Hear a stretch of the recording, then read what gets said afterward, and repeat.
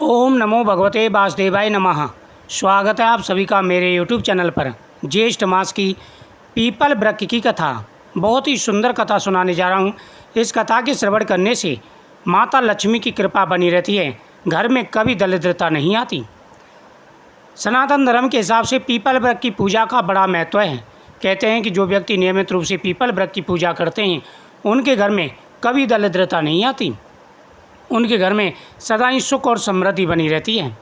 एक ब्राह्मण और ब्राह्मणी थे। ब्राह्मण की 6 कन्याएं थीं।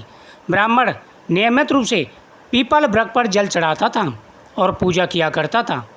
ब्राह्मण को अपनी बेटियों के भविष्य को लेकर के बड़ी चिंता थी। वह नियमित रूप से इसी प्रकार से पूजा करता था। एक समय वह जल चढ़ा रहा था, तभी पीपल वृक्ष से आवाज़ आई कि पिताजी, मैं भी आपके साथ चलूँगी। यह सुनकर के ब्राह्मण कांपने लगा, बोला कि इस पर कोई भूत प्रेत रहता है। वह सूखने लगा। उसकी पत्नी बोली कि आप क्यों सूख रहे हैं? उसने कहा, जब मैं पीपल वृक्ष पर जल चढ़ाता हूँ उसमें से आवाज़ आती है कि पिताजी, मैं भी तुम्हारे साथ चलूँगी। ब्राह्मण की पत्नी बोली, देखो स्वामी, 6 कन्याएं तो हमारे पहले से ही हैं, अगर वो भी आ जाएगी तो कोई बात नहीं, आप उसे लेवा लाना।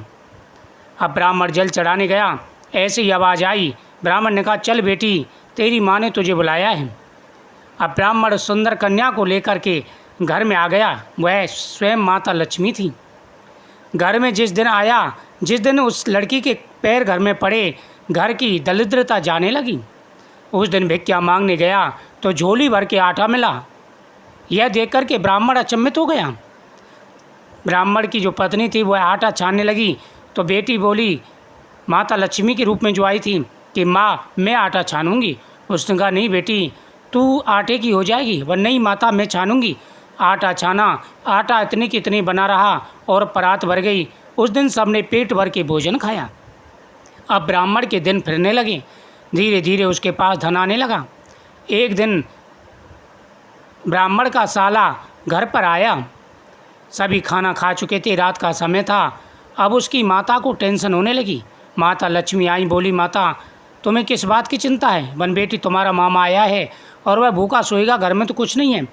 माता लक्ष्मी रसोई में गई, 56 प्रकार के भोजन बनवाई और ला कर के मामा को खिलाया। मामा बोले कि बहन, आज तक मैंने ऐसा भोजन नहीं किया।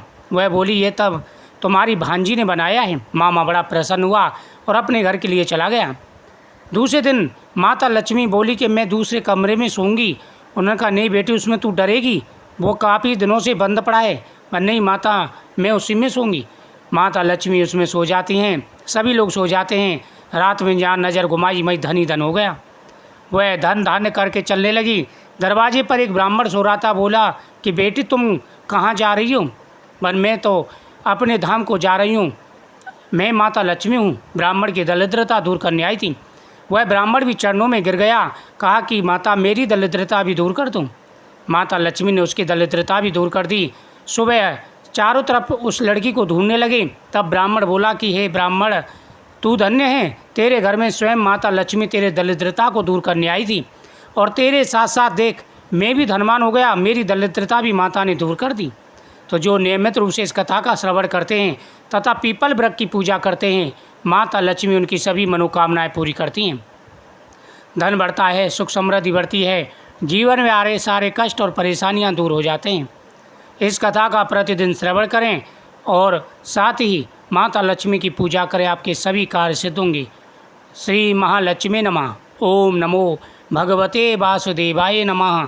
जो व्यक्ति सच्चे राह पर चलता है, भगवान उनकी हमेशा सहायता करते हैं। जय माता लक्ष्मी की, जय भगवान विष्णु की।